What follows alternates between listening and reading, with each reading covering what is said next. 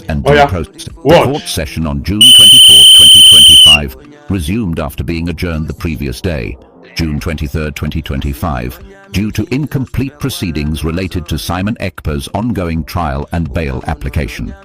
Simon Ekpa's lawyer had earlier submitted a bail application, but the prosecuting lawyer insisted on very strict bail conditions, including that Simon Ekpa must surrender all his digital devices, phones, laptops, tablets, to the National Bureau of Investigation (NBI). The judge reopened the session after a short recess, acknowledging both legal teams and emphasizing the principles of fairness and due process, then allowed the prosecuting lawyer to present an NBI officer to support the condition of seizing Simon Ekpa's devices.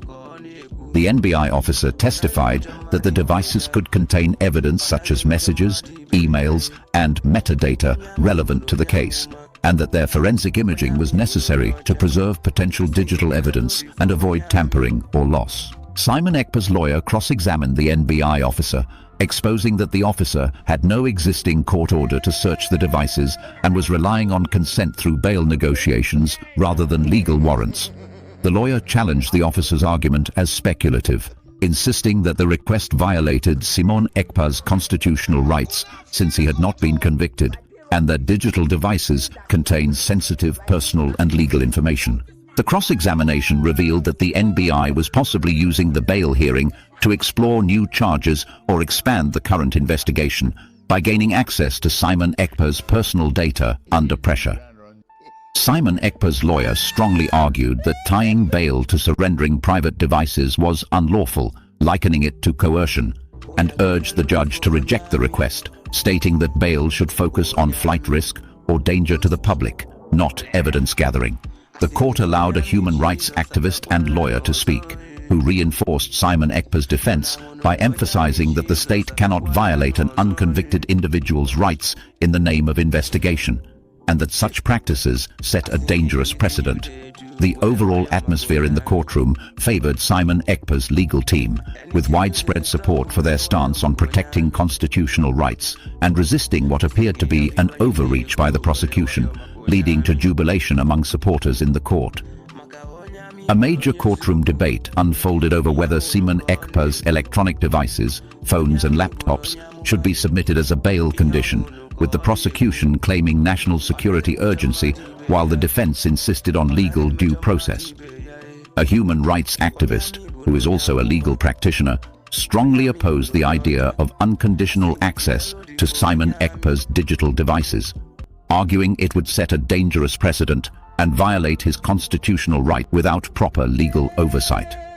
During cross-examination, the prosecution acknowledged the devices might contain relevant evidence, but insisted that immediate access was needed to prevent data loss, claiming that encryption or deletion could occur at any moment. The activist suggested a lawful compromise: let the court or prison authorities securely hold the devices without granting any party access until a formal legal application for review is submitted and approved.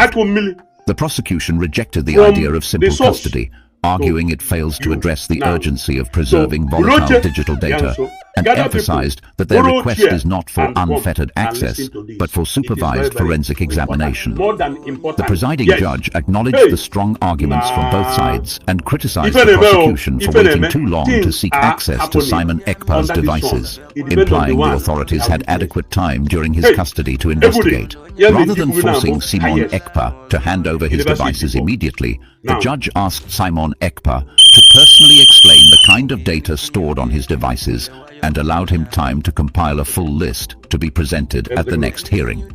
Simon Ekpa told the court that his devices contained personal communications, data from Nigeria, political documents, and information related to his work as a Finnish politician, and requested more time to organize and summarize the content. The judge ruled that Simon Ekpa would be given until the next court session to present a detailed summary of his digital data, after which a decision will be made about whether or not to hand the devices to the NBI. Both the defense and prosecution agreed with the judge's proposal, setting the stage for a critical follow-up hearing, where Simon Ekpa's explanation could determine the fate of his bail and the future course of the trial. On the morning of June 24, 2025, the atmosphere in the Finnish courtroom was heavy with anticipation tension, and cautious hope. The previous day, June 23, 2025, had ended without a final decision regarding the bail application submitted on behalf of Simon Njoku Ekpa. Simon Njoku Ekpa, who has become a highly controversial figure in both Finnish and Nigerian political discussions, stood at the center of this unfolding legal battle, facing multiple allegations connected to broadcasts and calls made from Finnish soil that the Nigerian government claims incited civil disobedience and unrest. But what made this day in court particularly explosive was not only the legal questions around his bail, but the fierce debate about a highly controversial request made by the prosecution that Simon Njoku Ekpa must surrender all of his digital devices, phones, laptops, tablets, as a mandatory condition for bail. This demand set the stage for a courtroom confrontation that would test the boundaries of constitutional rights, legal fairness, and the integrity of Finland's justice system. As the court resumed on June 24th, the presiding judge entered the courtroom and silence immediately fell. Simon Njoku Ekpa sat beside his lawyer, whose name was publicly identified as Carl Gustaf Kalgmer, a well-known defense attorney with a deep understanding of both Finnish law and international human rights. Simon Njoku Ekpa's face bore the composure of a man who had come to terms with the political weight he was carrying, both as a defendant and as the leader of a controversial movement, the Biafran liberation campaign that he has directed from exile. The judge, in his opening statement, reminded both the prosecution and the defense that justice must not only be done, but must be seen to be done. He stressed that fairness, balance, and respect for human dignity would guide his decisions. Then he turned the floor over to the prosecution to present their reasoning behind the request to make the surrender of Simon Njoku Ekpa's digital devices a condition for his temporary release.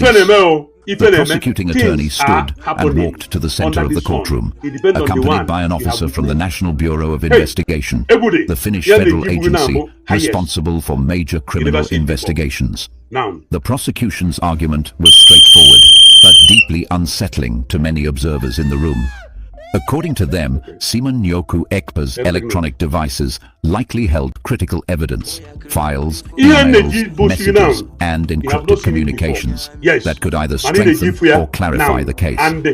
They claimed that due to the nature of digital data, delays could result in the loss or corruption of evidence. They further alleged that Simon Njoku Ekpa had access to advanced technology and encryption tools, which could allow him to delete or lock sensitive content at any time. The National Bureau of Investigation officer gave testimony, stating that the agency urgently needed access to the devices for forensic imaging and analysis.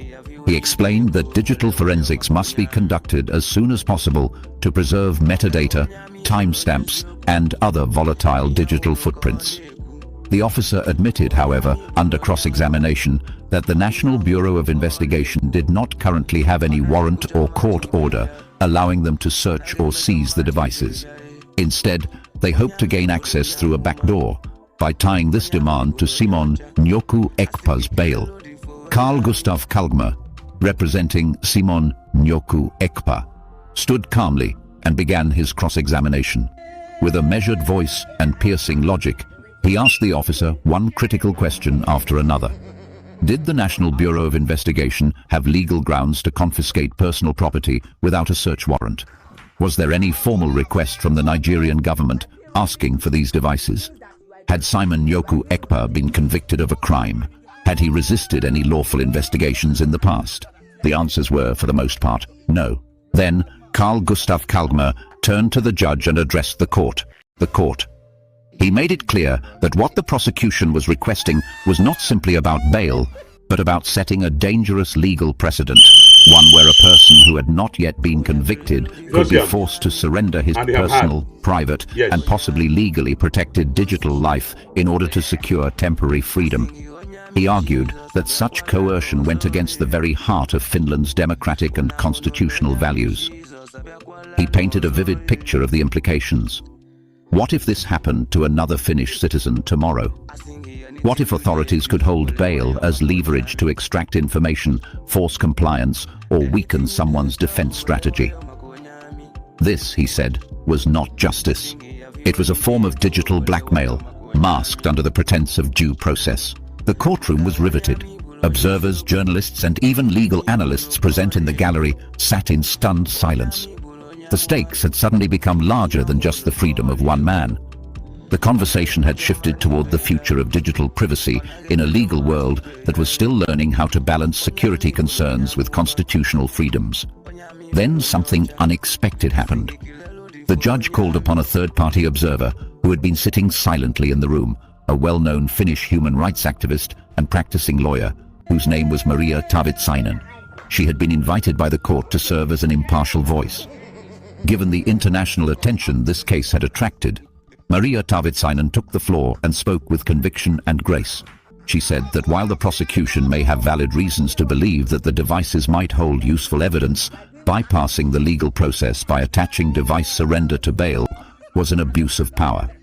She reminded the court that bail is a legal right, not a favor, and that it should focus solely on whether the accused is likely to flee or pose a threat to society. Investigative needs, she said, must be pursued through the proper legal channels by applying for search warrants and presenting probable cause. She warned the court that allowing this kind of maneuver would open the door to future abuses, not just in Finland, but in other democratic countries that watch and learn from its legal system. Her voice carried passion, and her arguments were clear. The room erupted into soft applause, not formal or allowed in a courtroom, but so spontaneous that the judge did not stop it. Even the guards at the door appeared momentarily moved. The prosecuting lawyer tried to push back. He argued that the urgency of preserving evidence could not be overstated, and that the suggestion by Maria Taavitsainen to simply place the devices in court custody without accessing them immediately would not be enough. He warned that delays could allow for digital self-destruction protocols to kick in, encryption tools that auto-wipe data if not accessed within a specific time frame. Carl Gustav Kalgma responded with clarity. He offered a practical solution. If there was concern about data loss, then let the devices be held securely in a sealed evidence locker under court authority without access by either party, until the prosecution properly submitted an application for access backed by evidence, legal reasoning, and judicial approval. It was a reasonable offer, one that upheld both the legal integrity of the case and the individual rights of Simon Njoku Ekpa. The judge paused. He seemed to weigh both sides with care and seriousness. His eyes scanned the room, then finally rested on Simon Njoku Ekpa. The judge, instead of making an immediate ruling on whether the devices should be surrendered, asked Simon Njoku Ekpa to stand and speak for himself.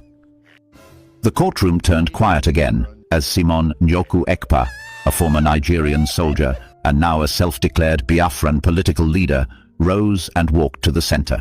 His voice was firm but respectful. Simon Njoku Ekpa told the court that his devices contained not just personal data, but communications with political figures, sensitive documents from his work as a Finnish politician, and private information about his family, including his children's medical records. He explained that the devices also held files connected to the Biafran movement, some of which were protected under Finnish political privacy laws. He was not against legal review, he said, but it must be done with due process and not forced through coercion disguised as a bail condition. Simon Njoku Ekpa asked the court for time to compile a full list and summary of the types of information stored on each device so that a fair and balanced decision could be made. The judge listened carefully, nodded, and then made his ruling. He declared that Simon Njoku Ekpa would not be forced to surrender his devices immediately. Instead, he would be given time until the next hearing to submit a complete written summary of all the digital data on each device. You don't see them, and they have had. Yes.